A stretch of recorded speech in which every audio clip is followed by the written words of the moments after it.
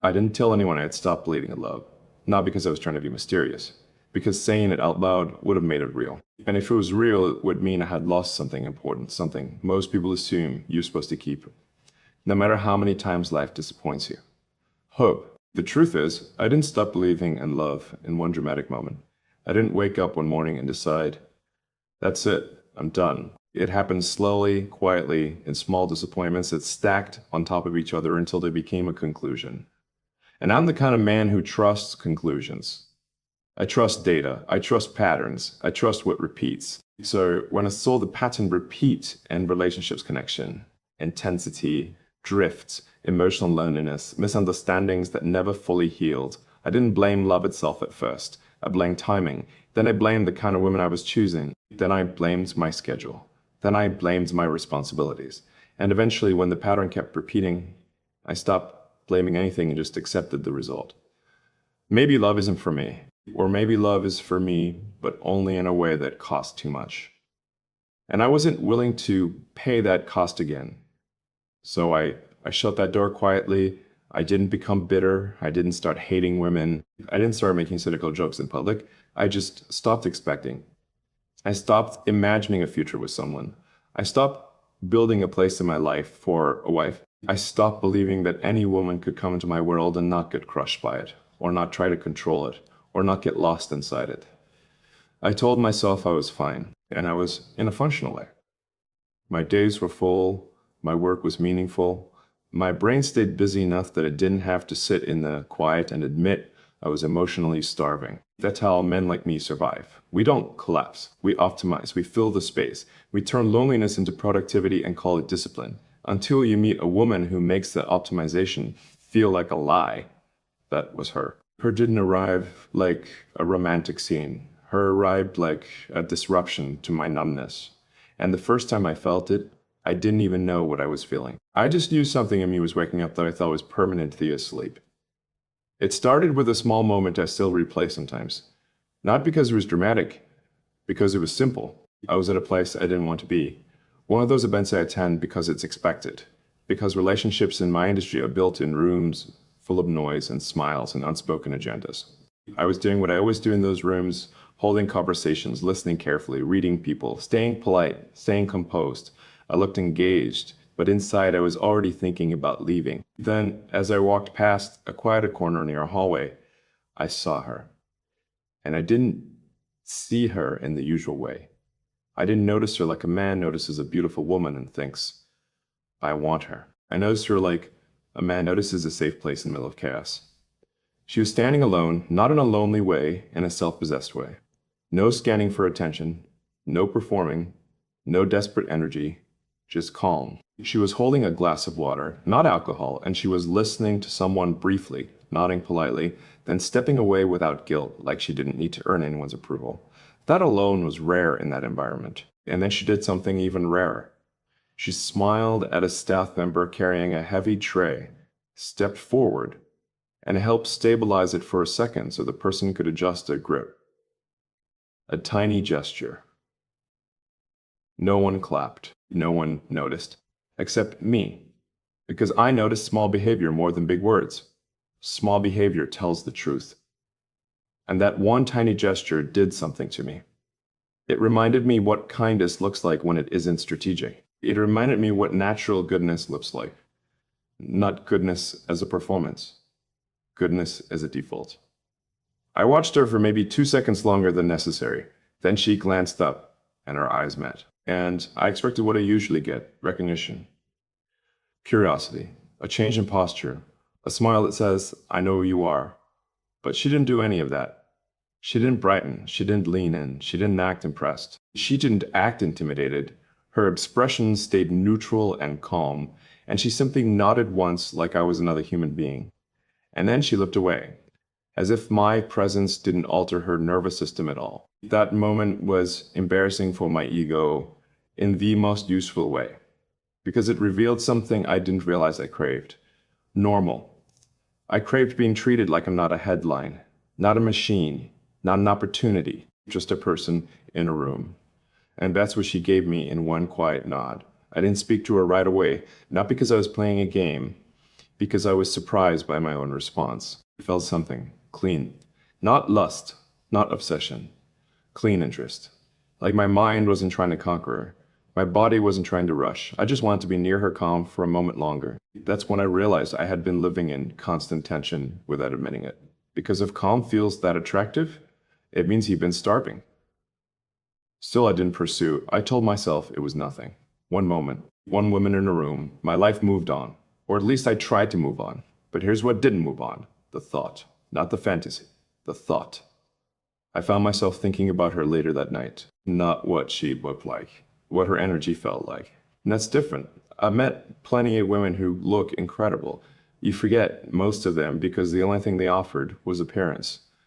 But energy stays. Energy leaves a residue in your nervous system. And her energy left a residue. It felt like calm air, like a deep breath. And it irritated me because I didn't want it to matter. I didn't want anyone to matter. I'd already decided love was behind me. So why was my mind refusing to let this go? Next week, I saw her again. Different place, different context, still the same presence. And this time, I noticed something else. She wasn't trying to be liked. She was polite, but she didn't perform friendliness. She didn't laugh too loud. She didn't overshare. She didn't use her body as currency. She didn't flirt for attention. She just existed with quiet confidence, like she didn't need anything from anyone. And that kind of woman makes a man like me nervous, because she can't be controlled by charm. She can't be bought by status. She can't be impressed into softness. She has standards inside her body, and men who are used to being enough by being impressive suddenly feel exposed. That was me. I felt exposed. But not in a threatening way, in an honest way, like she was holding up a mirror without even trying. The second time we spoke, it wasn't romantic, it was almost boring, which is why it mattered. We ended up standing near a quiet area where the noise didn't reach as strongly, and she asked me a simple question. Not about work, not about fame, not about projects. She asked, do you ever get a day where you don't have to be on? That question hit me because it implied she could see the cost of always performing composure, the cost of being the one people expect answers from. I shrugged slightly, not often, I admitted. She nodded as if she expected that. Then she said something that stayed with me for days. That sounds exhausting. No admiration, no praise, just empathy. I almost laughed because I wasn't used to someone responding that way. Most people call it power. She called it exhausting, and the truth is, she was right. It is exhausting. But I had trained myself to treat exhaustion as normal. Her empathy made it feel abnormal again. And that's dangerous. Because once exhaustion becomes abnormal, you start craving change. We spoke for maybe 3 minutes, then she excused herself politely and walked away. No asking for my number. No lingering. No trying to leave a hook. Just a normal human conversation. And that's when the problem started for me, because I couldn't dismiss her as another moment. She wasn't chasing. So why was I? Not chasing her physically, chasing her mentally, chasing the feeling she left in me. That's when I started noticing my loneliness for the first time. Not loneliness like sadness, loneliness like absence of depth. I realized most of my conversations were transactional. Most of my relationships were built around work, around benefits, around appearances. Even romantic relationships, if I was honest, often became about fit rather than connection. Who can handle my schedule? Who can tolerate my distance? Who can live in my world without asking me to change it? And that's not love. That's convenience. And convenience doesn't feed your soul. It just keeps you functioning. So I had been functioning, winning at life, but losing at love. And then this woman appeared, not trying to win me, not trying to fix me, not trying to use me, just existing. And that existence made my life feel less satisfying, because she reminded me that a human life isn't meant to be lived alone emotionally. A human life is meant to be shared, not publicly, privately, with one person who feels like home. I didn't want to admit that. So I did what I always do when something threatens my self-protection. I tried to control it. I tried to rationalize. I told myself, she's just calm. Plenty of women are calm. She's just kind. Kindness isn't rare. She's just not impressed. That's normal too. But the truth is, calm is rare in my world.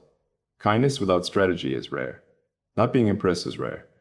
And the combination of all three in one woman?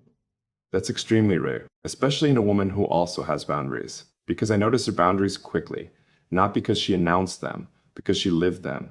She didn't let people pull her into conversations she didn't want. She didn't let anyone touch her casually. She didn't overshare. She didn't apologize for leaving early. She didn't chase the room. She had a life outside the room, a real one. And that kind of woman doesn't become someone's accessory. She becomes someone's partner if she chooses. And that if is what made me respect her instantly. Because I don't want a woman who needs me. I want a woman who chooses me. I didn't always understand that. Before I thought being needed was flattering. Now I see being needed can be dangerous. Need can turn into attachment. Attachment can turn into resentment. Resentment kills love. Choice is different. Choice is clean. Choice is two whole people deciding to build something together. That's what she represented. So I started taking my own life more seriously. Not my work, my life. I started noticing how often I avoided silence, how often I filled space with activity, how often I used busyness to avoid emotion. I started noticing how rarely I let myself be known, and I started asking a question I hadn't asked in years. If I met the right woman tomorrow, would I be safer? Not successful. Safe. Because success doesn't matter if you can't keep someone emotionally secure. And this woman, she looked like someone who would never tolerate emotional loneliness. She looked like someone who would leave quietly rather than beg.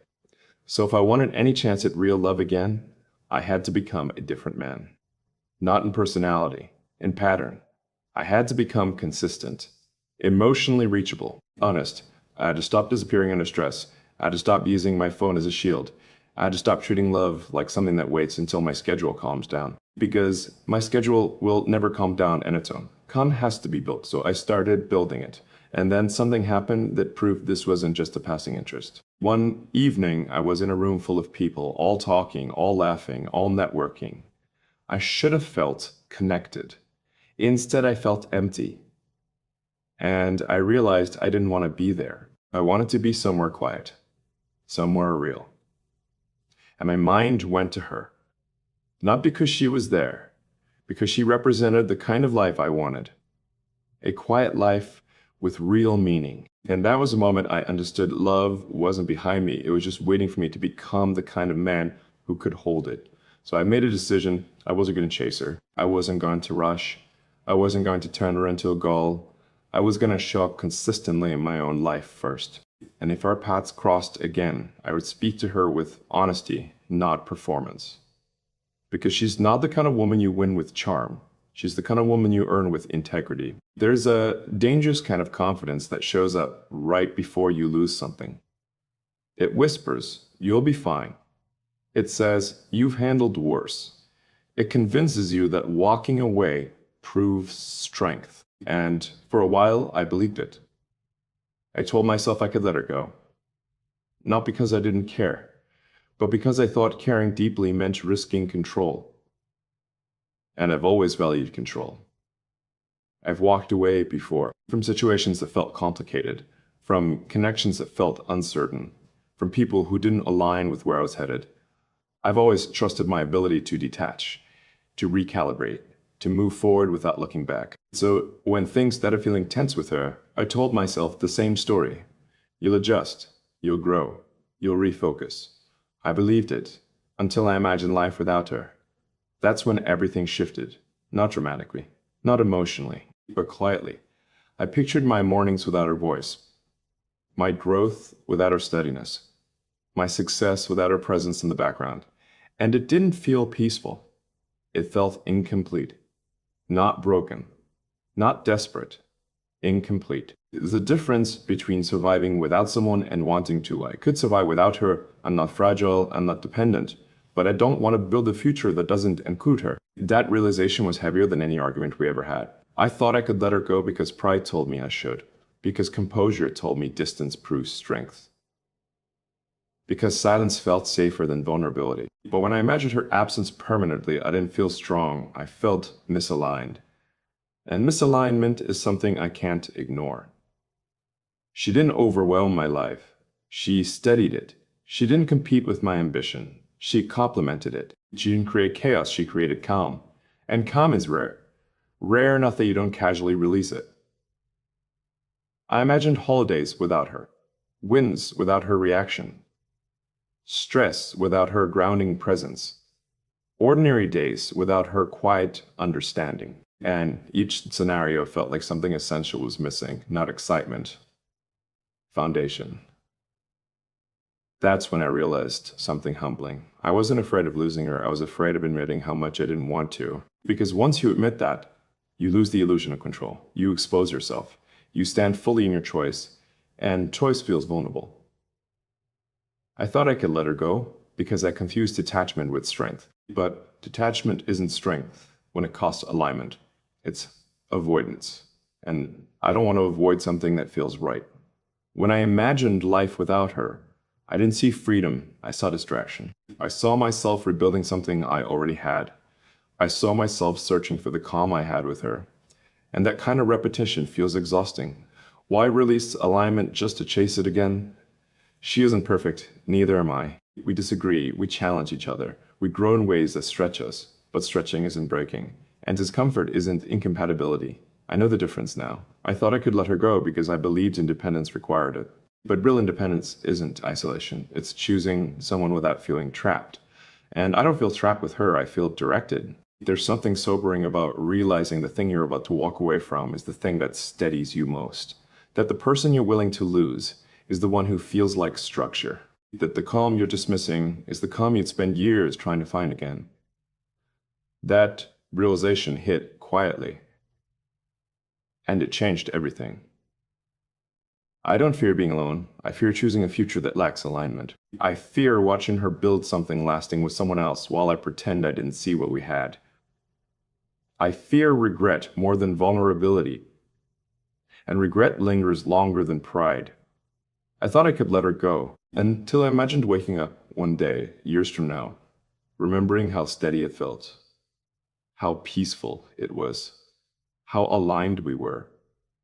And knowing I walked away because I didn't want to expose certainty, that image unsettled me more than any disagreement ever could. So here's the truth I can't ignore anymore. I don't want life without her. Not because I can't survive it, because I don't want to choose it. That difference matters. I thought I could let her go, but imagining life without her made me realize something undeniable. She isn't an option, she's direction. And direction isn't something you casually abandon. The future that didn't feel right without her. The first time I tried to convince myself I could let her go, I did it the way I approach everything else in my life. Logically. I told myself people move on all the time. That relationships end and new ones begin. That growth sometimes requires separation. That strength means walking away when something feels uncertain. And on the surface, that sounded reasonable. But logic doesn't silence intuition. And my intuition kept whispering something different. I didn't miss her immediately. That's what surprised me. I missed the idea of clarity. I missed the steadiness that came from knowing someone understood my rhythm. I missed the way tension didn't feel catastrophic with her. I missed the quiet alignment that made ordinary days feel grounded. And those aren't things you casually replace. When I imagined my future without her, it didn't look dramatic. It looked functional, productive, disciplined. But it lacked something subtle. It lacked depth. I could see myself succeeding. I could see myself building. But I couldn't see myself settled.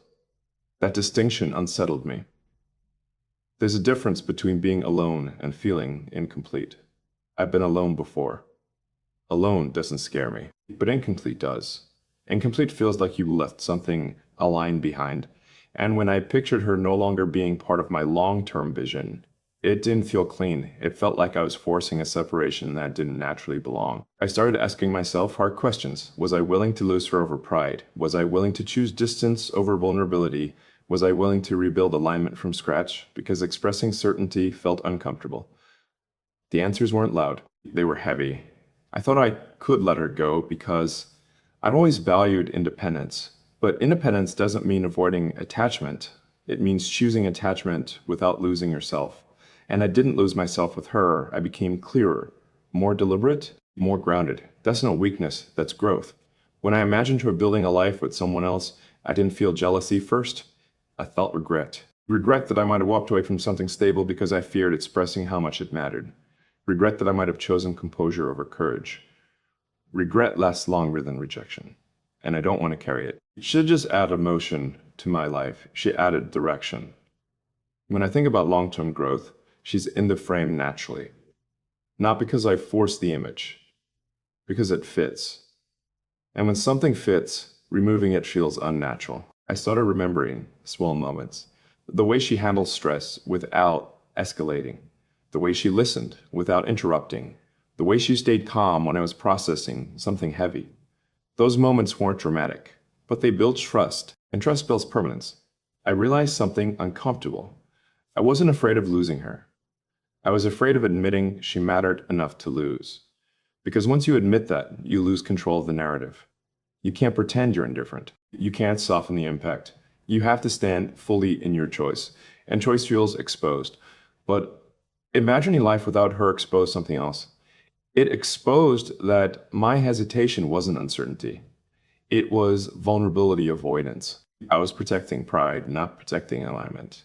And pride isn't worth losing something steady. The future without her felt efficient. The future with her felt meaningful. Efficiency builds success. Meaning builds fulfillment. And fulfillment is harder to recreate. I don't want intensity for a few years. I want steadiness for decades. I don't want dramatic chemistry that fades. I want alignment that deepens.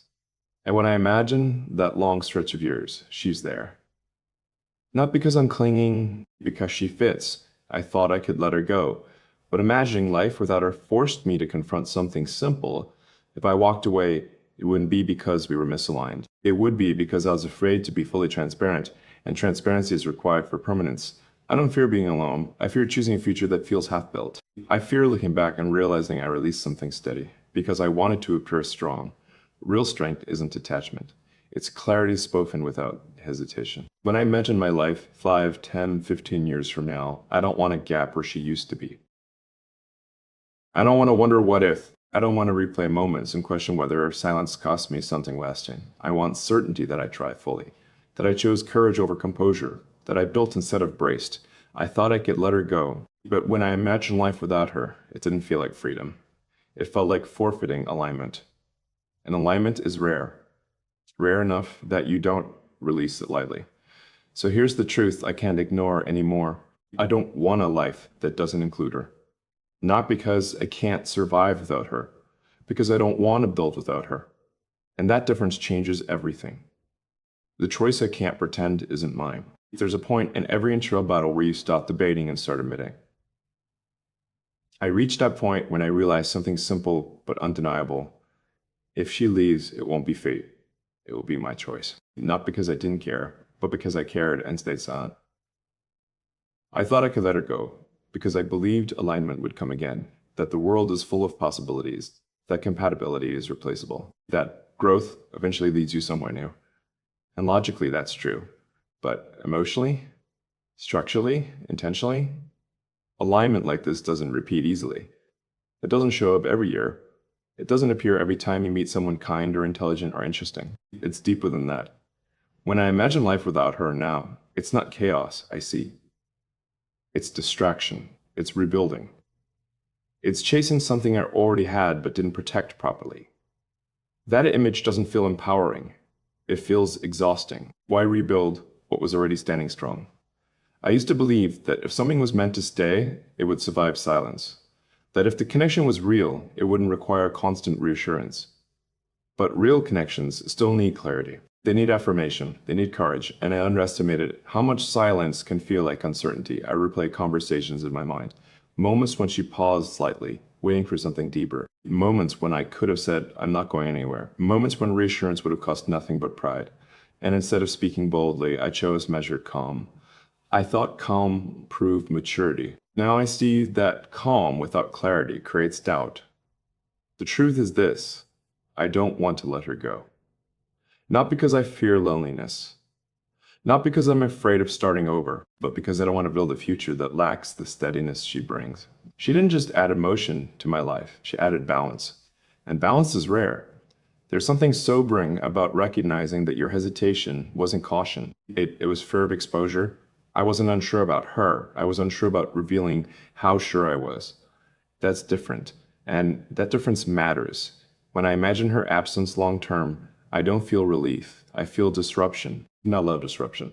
Internal disruption. The kind where something feels slightly off, even if everything else looks successful. Because success without alignment feels hollow.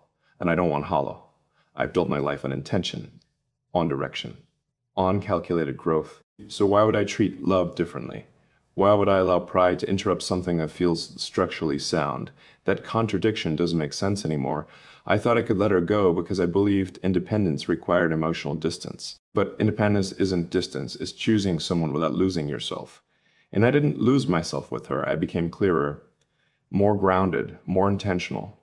That's not weakness, that's alignment. The choice is mine. Not time's, not circumstances. Mine. Either I protect composure and risk regret, or I choose vulnerability and protect alignment. And regret weighs more than rejection. I don't want to look back 5 years from now and realize I let something steady dissolve because I refused to say 3 simple words: I choose you, not dramatically, not impulsively, deliberately.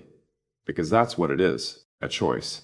She isn't perfect, neither am I. We stretch each other, we challenge each other. But stretching isn't breaking, it's growth. And growth with alignment feels purposeful. When I imagine the future clearly now, I don't see myself detached. I see myself committed.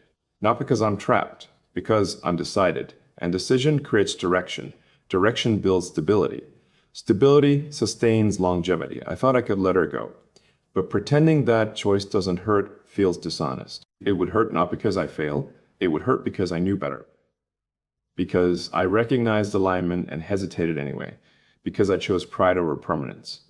And I don't want that weight. So here's what I can't pretend anymore. Letting her go isn't strength, it's avoidance. Strength would be standing in certainty and speaking it. Strength would be risking vulnerability instead of rehearsing detachment. Strength would be choosing her fully. I don't know what she'll decide, but I know what I don't want. I don't want a future where I convince myself that composure mattered more than clarity. I don't want a life where alignment was available and I walked away quietly. I don't want to chase peace after releasing it. I thought I could let her go. But now I understand something clearly. If she leaves, it won't be because we lacked alignment. It will be because I lacked courage. And that's a truth I refuse to carry silently. The courage I should have had from the beginning. There's a quiet moment that happens when you stop negotiating with yourself. When you stop rehearsing detachment, when you stop pretending you're undecided, and you finally admit you already chose. That moment isn't loud. It doesn't come with fireworks. It arrives in stillness. And it asks a simple question. If you already know, why are you hesitating? I thought I could let her go because I believe timing mattered more than truth. That there would be a better moment, a clearer opening, a safer opportunity to speak. But there is no perfect moment for vulnerability. There's only courage. And courage isn't about being fearless. It's about speaking despite fear.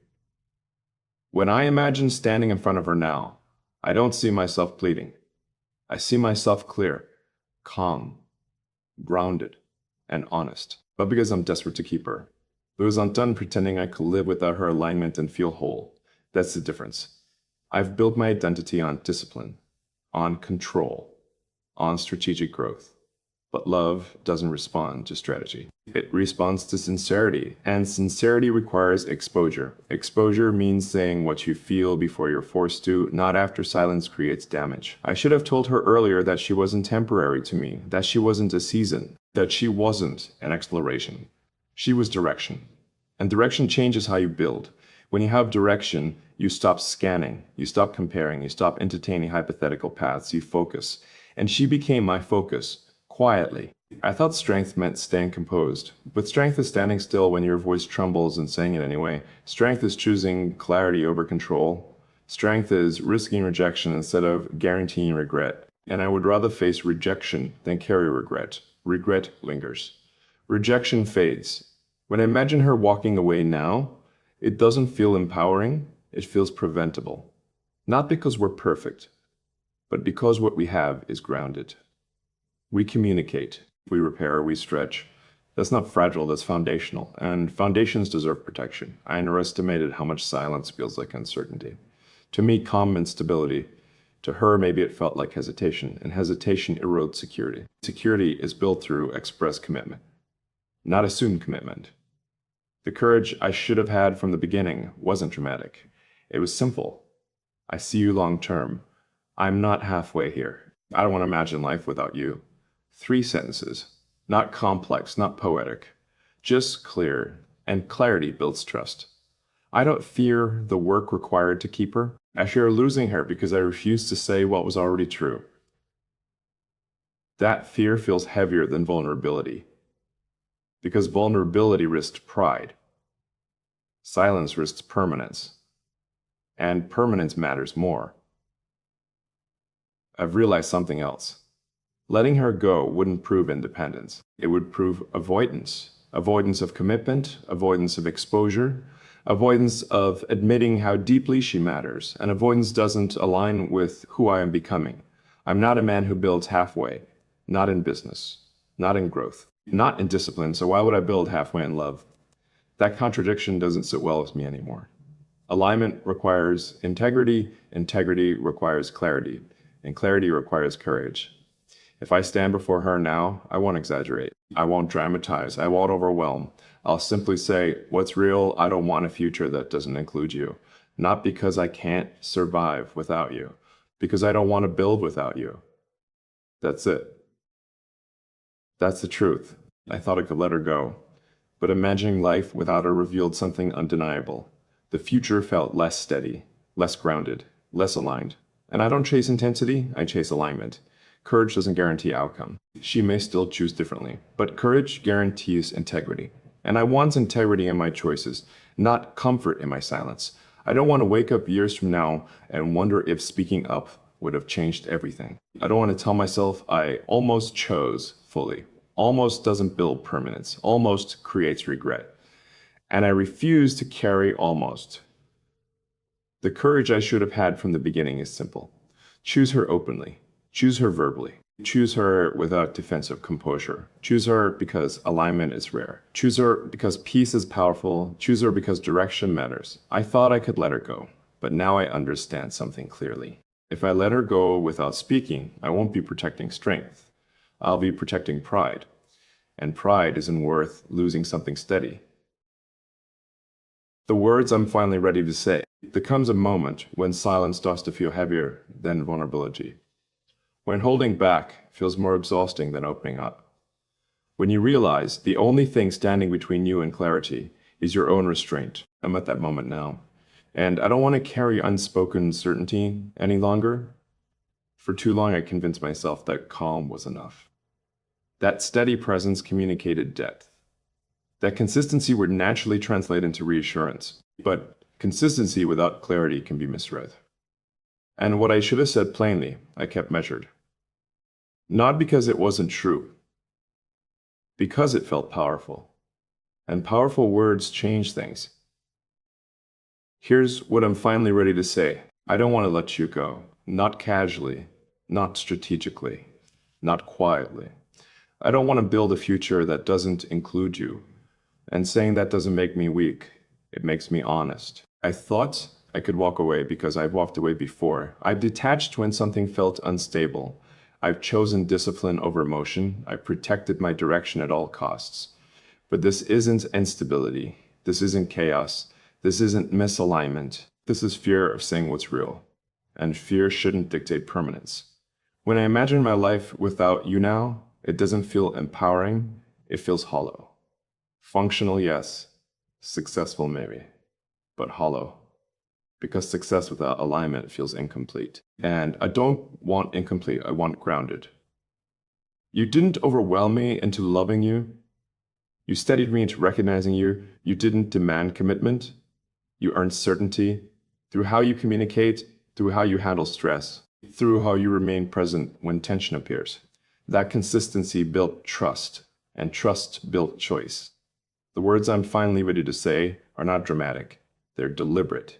I choose you, not because I'm afraid to lose you, because I don't want to build without you, not because I'm desperate, because I'm certain, and certainty deserves expression. I used to think strength meant not needing anyone. Now I understand strength means choosing someone fully, without escape routes, without half measures, without hidden reservations. That's the version of strength I want to live by. If you ever wondered whether I saw this long term, here's the truth. I did. Quietly. Internally. Repeatedly. I just didn't speak it boldly. And silence can feel like hesitation. That was my mistake. I don't want to regret choosing composure over courage. I don't want to remember you as something I almost built with. I don't want to replay moments and think I should have said it sooner, because almost is not enough. And I'm not an almost kind of man. You are not temporary in my vision. Not a chapter I'm reading, not an experience I'm testing. You are direction, and direction deserves commitment. The words I'm ready to say are simple. I see you in my future. I don't want to imagine it without you. I don't want to let pride interrupt something steady. I don't want to protect ego at the cost of alignment. I'm not promising perfection. I'm promising presence. I'm promising communication instead of silence. I'm promising effort instead of retreat. I'm promising clarity instead of composure that hides depth. Because love doesn't survive on assumptions. It survives on expressed intention. I thought I could let you go, but imagining life without you made something undeniable rise to the surface. You matter in ways I can't minimize. You steady me in ways I can't replace. You align with me in ways that aren't common.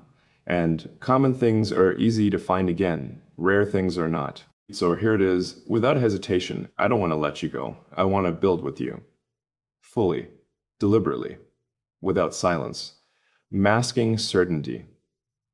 Because if I walk away from this, it won't be because we lacked alignment. It will be because I lacked courage. And I refuse to let that be my story. If you're still here, this is my answer. It was a moment after everything has been said internally, after the arguments with yourself, after the rehearsed detachment, after the imagined versions of life without her, when only one question remains: what are you going to do now? Not what you feel. Not what you fear. Not what your pride prefers. What are you going to choose? And if you're still here, if she's still here, this is my answer. I'm not choosing you because I'm afraid to lose you. I'm choosing you because I already imagined losing you. And it felt wrong. Not dramatic. Not tragic. Wrong. Like stepping away from something aligned and calling it strength. Like abandoning steadiness and pretending it's growth. Like releasing peace and convincing yourself you'll find it again. I don't want to find it again. I want to protect it. There's something clarifying about almost losing someone.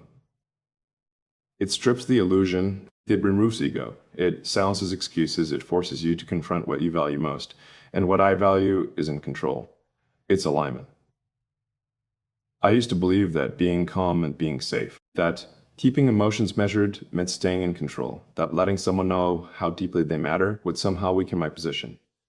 But love isn't a position, it's a partnership. And partnerships require clarity. If you're still here, I don't want to offer intensity. I want to offer intention. I want to offer steadiness. I want to offer presence that doesn't disappear when things get complicated. Because complicated doesn't scare me anymore. Silence does. Distance does. Regret does. You deserve clarity, not composure. You deserve to know you're not temporary. You deserve to know I don't see alternatives when I look at you. You deserve to know I stopped scanning long ago. And I should have told you that sooner. There's a quiet confidence in choosing someone fully. Not because you're desperate, because you're decided. I'm decided, not emotionally overwhelmed, not reacting to fear, grounded, clear, certain. When I imagine building a life now, I don't see flexibility in replacing you. I see structure with you. You are a part of the architecture of my future, and I don't dismantle structures lightly. I don't want a love built on intensity that fades. I want a love built on discipline, on communication, on repair, on patience when pride wants to win, on humility when ego whispers, on choosing each other repeatedly. That's not romantic fantasy, that's deliberate love. I once thought letting you go would prove independence. Now I understand it would prove avoidance. Avoidance of vulnerability, avoidance of saying the words that matter. Avoidance of standing still and admitting I don't want a future without you, and I'm done avoiding. If you're still here, this is my answer. I'm not halfway in. I'm not cautiously observing. I'm not testing time. I'm building with you.